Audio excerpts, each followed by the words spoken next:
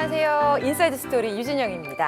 안녕하세요. 상하입니다. 우리가 어떤 사람을 만날 때 그 사람의 이미지라는 게 있잖아요. 그런데 막상 이야기를 해보거나 알게 되면 우리가 생각했던 것과 다를 때가 종종 있죠. 저도 사람들이 처음 볼 때는 저한테 되게 조용해 보인다라고 하시는데 저는 사실 완전 쾌활하고 밝은 성격을 가지고 있거든요. 그래요? 저도 상하 씨를 사실은 좀 조용하게 봤는데 쾌활한 면이 있다고요? 네, 조금 당연하죠. 반전인데요? 저는 반전 매력이 있는 사람입니다. 네. 오늘 나오시는 분도 말 그대로 반전이라고 표현을 할 수 있겠는데요. 다양한 모습을 보여주신다고 합니다. 과연 어떤 분인지 여러분들 궁금하실 텐데요. 누구신가요?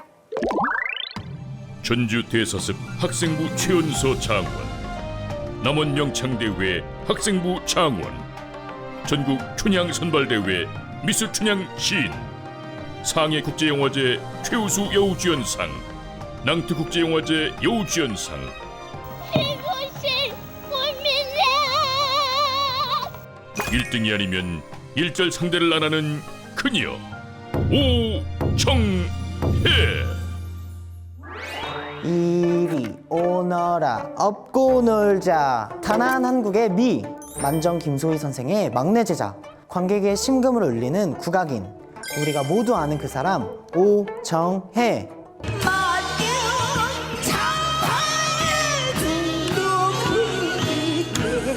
모두가 아는 오정혜 말고 예상을 뒤엎는 반전 스토리, 지금까지 만나본 적 없는 인간 오정혜의 이야기가 최초 공개됩니다.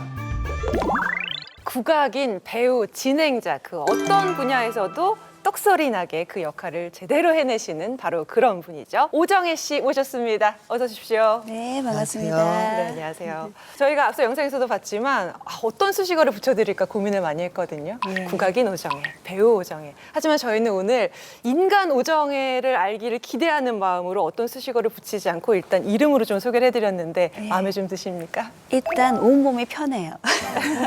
앞에 수식어가 있다는 건 그 수식어에 걸맞는 모습으로 뵙자는 뜻이 강해서 왠지 이쪽이 무거워지는데 네. 일단 첫 인사부터 마음이 편합니다. 아니 화면으로 뵙고 많은 분들이 정말 보고 싶었다 반가워하실 분들 많이 계실 것 같아요. 네. 요즘 어떻게 좀 지내고 계신가요? 늘 그렇듯이 무대 위에서 관객분들하고 소통하면서 하는 공연들이 한 주에 가득 있고요. 가장 기쁜 마음으로 가는 대학에서 아이들을 가르치고 있으니까 그 시간과 더불어서 한 주가 빈틈이 없어요. 공연 얘기하실 때도 뭐 반짝반짝 하셨지만 네. 학생들 이야기하실 때 누구보다 또 표정이 또 밝아 보이셨어요. 네. 언제부터 우리 학생들 지도하신 건가요? 2010년도 정도 된 것 같아요. 그때부터 지금까지니까 꽤 됐네요.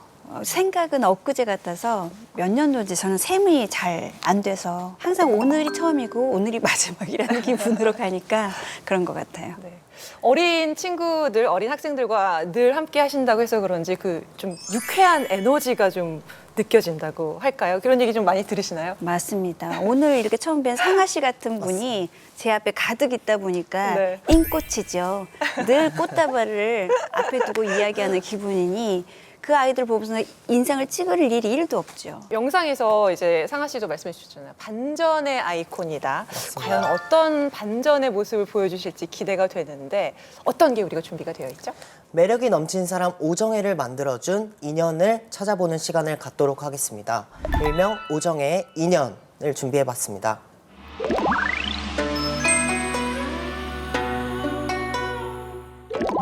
네, 뭐 국악계, 영화계, 방송계 뭐 워낙 장르 구분 없이 넘나드셨기 때문에 수많은 인연이 지금 오정혜 씨를 만들었다는 생각이 듭니다. 자, 과연 오정혜, 인간 오정혜 첫 번째 인연은 누구일까요? 오정혜 선생님의 첫 번째 인연은 인생 내비게이션 어머니입니다. 어머니께서 참 삶에 영향을 네. 많이 끼치셨다고요. 네, 뭐 제가 형제가 많아요. 4남 3녀 중에 7번째로 태어났기 때문에 세상에. 네, 그 언니 오빠들이 엄마들하고 이렇게 상충하는 시간들이라던가 그런 엄마가 힘들어하는 모습을 보고 자라서 자연스레 효녀 코드가 되는 거예요. 그러니까 어떻게 하면 엄마가 행복해 하실까? 어떻게 하면 엄마가 웃으실까? 이게 제 삶의 목표가 자연스럽게 됐던 것 같아요.